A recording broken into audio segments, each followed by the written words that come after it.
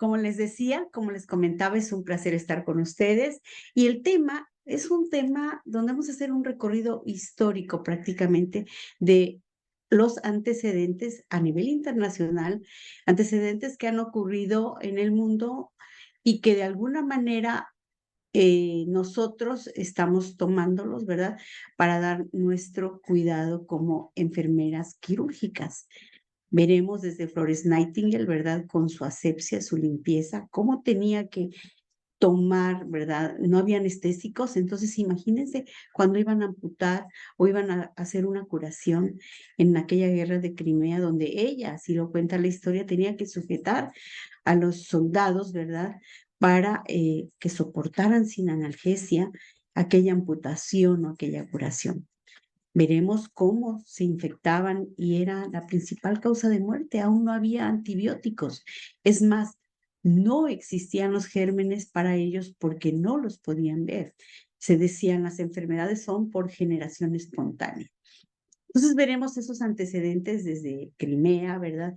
Y pasaremos por varios lugares, a Viena, por ejemplo, donde la aportación más importante es la higiene de manos con Ina Semmelweis.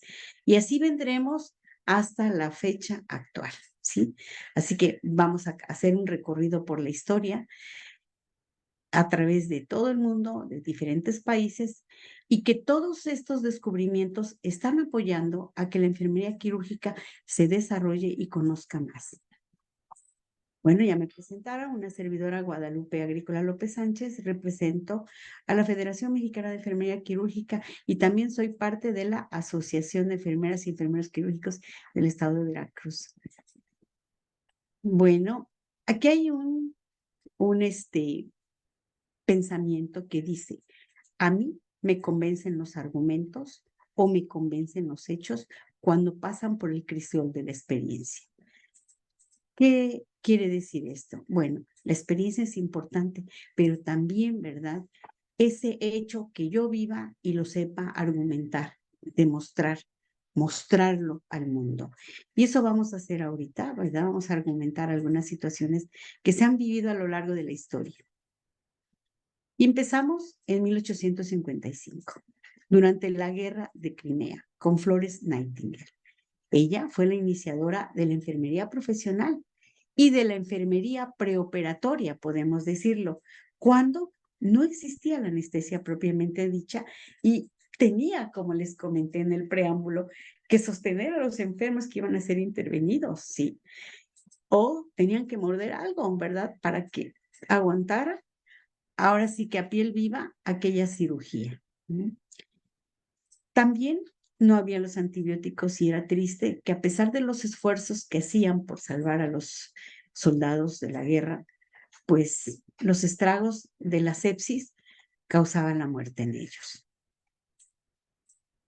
La anestesia, como podrán ver, que es parte de nosotros, de nuestro quehacer cotidiano, surge, ¿verdad?, hasta 1825, ¿sí? En Estados Unidos de Norteamérica. ¿Cómo lo hacían? Con éter, el gas hilarante. Así fueron ensayando la narcosis, tratar de dormir al paciente y poder hacer la cirugía que requiriera sin generar esa molestia del dolor, ¿sí? Ese se llama gas hilarante porque también les provocaba una risa hilarante, ¿verdad? El estar oliéndolo, pero de alguna manera los relajaba y podían operar a los pacientes. Esa anestesia, Lister y sus colegas franceses refieren, fíjense, de 1847 a 1857 en sus relatos, hay referencias de que no perdió a ningún paciente por accidente anestésico. Entonces, aquí, primero, cómo tenían que operar y poco a poco la ciencia, la experimentación, ¿sí? La observación y la experimentación, las ciencias empíricas que surgían aquí, nos permitieron ir descubriendo más y más elementos que han logrado la anestesia al nivel que ahora lo tenemos, perdón, la cirugía al nivel con que ahora la vivimos. Y bueno, ya tenemos la anestesia, pero sin embargo, los pacientes se morían de fiebre, se morían de infecciones, se morían de una sepsis, ¿sí? No había antibióticos y no se conocían a los gérmenes. En 1844 a 1849, en el Hospital Universitario de Viena, reinó la fiebre puerperal y ahí, en todos lados, pero ahí se encontraba Ignaz Semmelweis. Semmelweis, ginecobstetra, ¿verdad? Y maestro de médicos, eh, observó, ¿verdad? Que todas las puérperas al otro día que eran explorados por sus estudiantes que salían de su clase de disección con sus preciosos bisturís labrados de marfil aquí en su saco, ¿verdad? Y todos ellos sin previa higiene iban a auscultar a las pacientes una tras otra sin lavarse las manos y empezaban con la fiebre, ¿sí? Donde traían los gérmenes desde esos cadáveres que ellos habían hecho disección y pasaban posteriormente a explorar a las pacientes y no se lavaban las manos, no se las lavaban. Él, al ver esas observaciones, prohibió rotundamente que tocaran a sus pacientes. Podían hacer hasta que se hubieran lavado las manos con agua clorada. Entonces, para los médicos en aquel entonces que no se lavaban las manos era una ofensa. ¿Cómo? Pues eran los médicos y ellos de por vida lo habían hecho así. Incluso lo llegaron a despedir a Ignaz Semmelweis, lo llegaron a despedir y se dice que él murió en la calle, ¿verdad? Triste, y cuando veía a una mujer embarazada les decía no permita que la toquen si no se lavan las manos. Es interesante la historia, se las recomiendo, la historia de Ignaz Semmelweis, el precursor, el que empezó a exigir el lavado de manos antes de que tocaran a sus pacientes. Bueno, posteriormente ya se empezaron a ver los gérmenes y hubo descubrimientos con Louis Pasteur, la famosa pasteurización en 1865. Bueno, ahí ya llevamos un antecedente, ¿verdad? De higiene de manos, ya llevamos un antecedente de la anestesia. Y empiezan los descubrimientos de Louis Pasteur con los gérmenes, ¿verdad? Ya se empiezan, Leeuwenhoek, Ivan Leeuwenhoek, descubre, ¿verdad? Los gérmenes, ahí ya tiene su microscopio, y entonces ve que hay unos animáculos por ahí que no es una generación espontánea, esas infecciones, esas enfermedades, no, hay un agente que los está produciendo. Y entonces crea Pasteur la pasteurización, pasando a cambios drásticos de temperatura, ¿verdad? Los alimentos, y no se descomponían. Esos cambios bruscos de temperatura hacían que los gérmenes pues desaparecieran, se morían. Al principio, y los principios de la asepsia surgen cuando Joseph Lister, al saber de la existencia ya de los gérmenes, empieza a exigir limpieza para todos. Ya él es, así lo conocemos todos nosotros, los quirúrgicos, ¿verdad? Como el padre de la asepsia y la antisepsia. Y recientemente ya vimos, ¿verdad? El vocablo es sin sepsis, infección. Y antisepsia es cuando se aplica un antiséptico cuando preparamos la piel para la cirugía. Entonces, estos principios surgen desde Joseph Lister, ¿sí? También en 1890, como vemos en la diapositiva, empezaron con el uniforme en la sala de operaciones. No como ahora se hace, así como llegaban de la calle, nada más se ponían encima una bata, ¿sí? Y sin guantes. Los guantes vienen después, pero sí entraban con su bata, que se ponían su bata y sus botas de goma. Va evolucionando este campo. En Berlín, Alemania, von Biermann, alemán, empezó a usar la esterilización, empezó a esterilizar las compresas para los campos operatorios. Y ya cuando inauguraron, ahí ya viene la esterilización, en 1905, al inaugurar el Hospital General en Ciudad de México, en México, en ese hospital ya a principios del siglo XIX, ya se contaba con aparatos de rayos X, ¿no? Con un área también para procedimientos de esterilización. Y sigue evolucionando el ambiente pero todavía no hay enfermeras quirúrgicas, pero se está dando todos los elementos, ¿verdad? Para que nosotros los conozcamos y nos vayamos conformando como especializadas en el campo. También para alumbrar el campo operatorio, antes lo hacían con iluminación eléctrica, que suplantó al gas. Primero lámparas de gas, y ya en este hospital ya había iluminación eléctrica. El gas era incompatible con la anestesia. Imagínense, gases volátiles y la anestesia. Si hemos hecho la recomendación cuando usamos alcohol y los gases anestésicos o también el electrocauterio, ¿verdad? Es altamente flamable. Pues imagínense ahí el gas. Pues aquí hicieron cambios y ya había la iluminación eléctrica. En el Centro de Traumatología de Estrasburgo, en las salas de operaciones, ya tenían, ahora sí, evolución el aparato de rayos X, que por cierto, ayer fue el día de los rayos X. Se conmemoró los rayos X. Y el aparato de rayos X móvil, ya era móvil, ya no nada más estaba ahí empotrado. Ya en 1918 ya había el aparato de rayos X, como ahora le decimos, portátil. Pero volvamos un poquito también a la guerra, a las guerras. Es donde se hacen muchos descubrimientos también. En la Primera Guerra Mundial de 1914 a 1918, muchas enfermeras atendían a los heridos y salían caminando, ¿sí? No había vehículos, ¿sí? Las ambulancias, ¿quién creen que inventó prácticamente la ambulancia? Madame Curie, que por cierto, Madame Curie, acabamos en el webinar anterior, les anuncié, ese día, el lunes pasado, el 7 de noviembre, se celebró el natalicio de Madame Curie.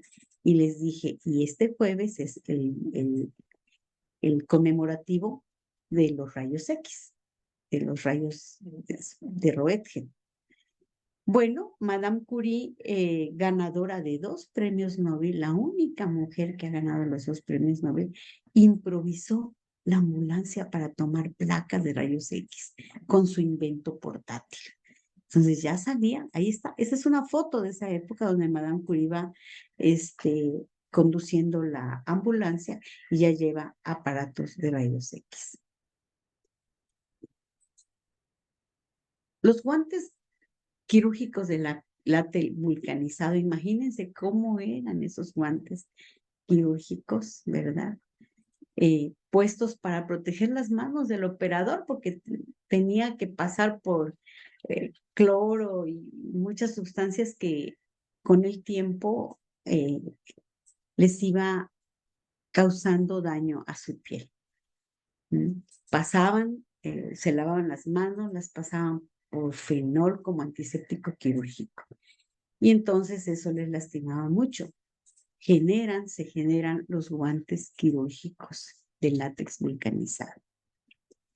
También la pérdida de sangre, las transfusiones y la hemostasia siguieron siendo problemas vitales en la sala de operaciones. Y entonces, ahí vienen las pinzas, el catgut absorbible, los hilos de seda y de algodón ya esterilizados. Se perfeccionó también la mesa de operaciones de Trendelenburg, que ahora también tenemos la posición de Trendelenburg, bueno, por las posiciones que daba esa mesa. Y Pean, que también por las pinzas de Pean, ¿verdad? Fabricaron ambos mesas capaces de cambiar la posición de los pacientes a través de manijas, palancas, volantes, pedales. Ya podían dar varias posiciones a los pacientes. En el siglo XIX, con la teoría microbiana de la enfermedad, ya no era por generación espontánea, ya habían los gérmenes, ahora bueno, hay un agente ahí que no lo podemos ver, pero es el que nos provoca las infecciones a nuestros pacientes.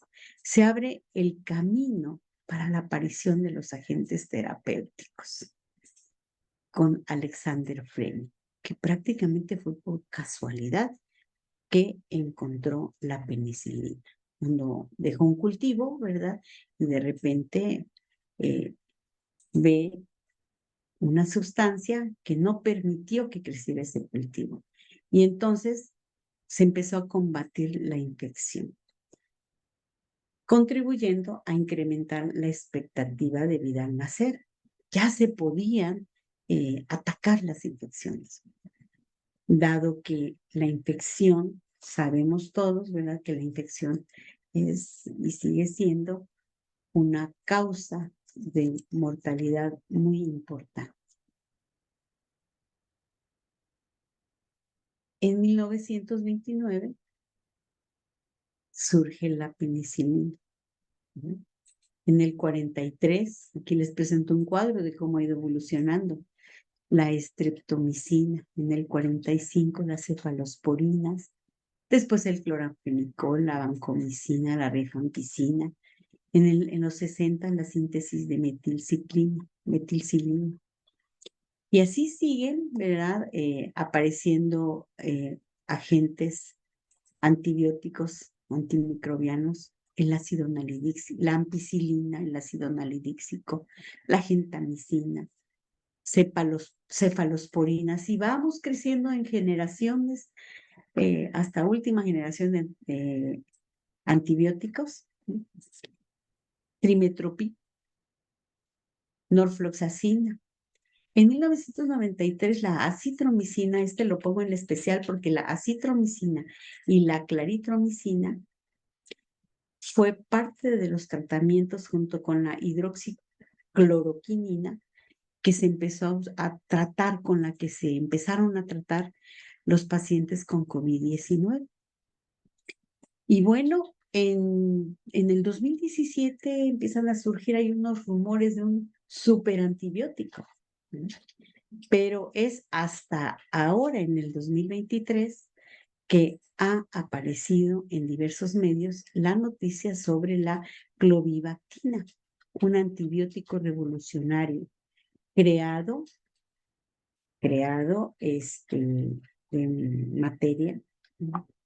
Que podría ser el arma más poderosa para combatir las superbacterias, ¿sí? Y sin posibilidad de generar resistencia. En lo último que estábamos leyendo de la clovibactina, dice que se aísla, es un antibiótico aislado de las bacterias del suelo, ¿sí? No son cultivadas, ¿no? Es una molécula nueva que actúa evitando la síntesis de la pared microbiana. Entonces, ese es el súper antibiótico que está ahorita en estudio, pero que dicen que ya de esta manera no hay posibilidad de que generen resistencia a las bacterias.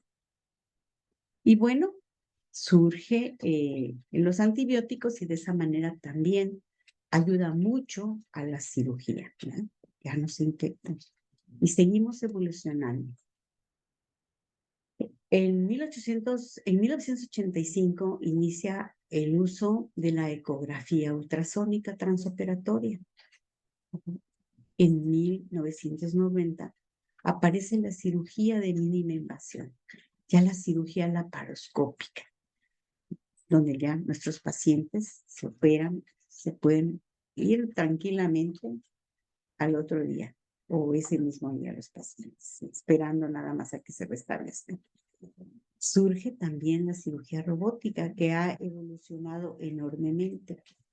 Los quirófanos también han evolucionado, el quirófano híbrido, una sala quirúrgica equipada con sistemas avanzados de imagen de radiodiagnóstico, que al mismo tiempo entran a operar varios procedimientos intervencionistas en el paciente. Así puede estar por un lado operando trauma, puede estar operando simultáneamente los procedimientos que requiera nuestro paciente. Por ello les recomiendo que vean un webinar que ya tenemos de cómo funcionan los quirófanos híbridos. En Europa, en el año de 1888, ya empezamos los antecedentes de la formación de las enfermeras de quirófano. Vean cómo ha ido evolucionando la ciencia, cómo ha evolucionado la tecnología y se requiere, ¿verdad?, cada vez personajes más especializados. Y así la formación de la enfermera de quirófano. En Europa, en el año de 1888, los practicantes asumen los procedimientos relacionados con la enfermería y la cirugía menor. Y en 1952 se aprueba la titulación de técnico sanitario. En misma España también el máster de enfermería quirúrgica. Esta titulación corresponde a un segundo ciclo formativo y va dirigido a la especialización académica. Esto es en España, ¿sí? En enfermería en Cuba comienza a partir del siglo XIX con la creación de programas de estudios para formar profesionales de enfermería que incluían ya los conocimientos de la actuación de la enfermera en las salas de operaciones. Dentro de sus estudios ya había un área especial para que la enfermería se desenvolviera en el ámbito quirúrgico. En los anteriores ya era como máster quirúrgica en España, por ejemplo, desde 1952, primero como técnico sanitario, después como máster en enfermería quirúrgica. A finales del siglo XX, con la introducción y la evolución de los procedimientos de la cirugía de mínimo acceso, se inicia el desarrollo y formación de la enfermería especializada en este campo, en la cirugía de mínima invasión. En México, fíjense, en 1956, ¿sí?, surge el postécnico de enfermería quirúrgica. No fue el primer postécnico, el primero fue anterior en el 41. ¿Y saben cuál fue? El de pediatría. Pero también había en anestesiología, en hematología, en otras especialidades antes de 1956. Ya se formaban especialistas con postécnico, porque no había la licenciatura en enfermería. Hasta 1956 se crea el primer postécnico de enfermería quirúrgica. En 1915, el posgrado de enfermería quirúrgica o enfermería posoperatoria. No es cierto, aquí es 1965, me equivoqué. Actualmente existe, y lo acaban de anunciar, ¿sí? Aquí tengo un errorcito, ¿eh? Y surge en una. Actualmente existe la certificación de la especialidad de enfermería quirúrgica con postécnico y con posgrado. Y también les puedo decir que existe la enfermera quirúrgica, que por cierto, el 11, hoy 11, no, hoy es 10, mañana se celebra el Internacional de Enfermería Quirúrgica y Perioperatoria. Bueno, ahí hay un iPhone, Ariadne Palmeros. Sí, ya lo silenciamos. Bueno, actualmente existe la certificación de la especialidad en enfermería quirúrgica con postécnico y con posgrado. La certificación. La enfermería quirúrgica en México también está como quirúrgica, perioperatoria, también hay enfermería médico-quirúrgica. Tiene una variedad de asignaciones. En Perú, por ahí vi a Yolanda de Perú. Hola, Yoli. Y Costa Rica tienen maestría en enfermería quirúrgica, y en Colombia y Buenas Chile. noches, presente. Muy bien. En Perú cuentan con maestría. De hecho, en Sudamérica hay maestría y ahorita están promoviendo la maestría en enfermería quirúrgica en Sudamérica. Y en Colombia y Chile no lo hay. Ahí son instrumentadores quirúrgicos como carrera. En Uruguay existe la especialidad en escuelas particulares. En Argentina, Venezuela y Brasil cuentan con especialidad. Y bueno, ya vimos el proceso histórico de todos los elementos que conocemos y manejamos, ¿verdad? desde el instrumental. Ya no vimos el instrumental, todo bien interesante cómo fue evolucionando el instrumental y cómo surge la necesidad de la formación de enfermeras quirúrgicas en el mundo. Y una vez que ya hay un buen número de enfermeras quirúrgicas, empiezan a surgir las organizaciones de enfermería.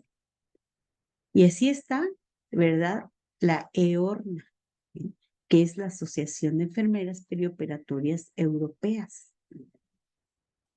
Fue fundada en 1980 por un grupo de innovadoras europeas y se lanzó formalmente en Copenhague, Dinamarca, en 1992. Fíjense, en 1980 se empezó a conformar, pero oficialmente en Copenhague, Dinamarca, en 1992.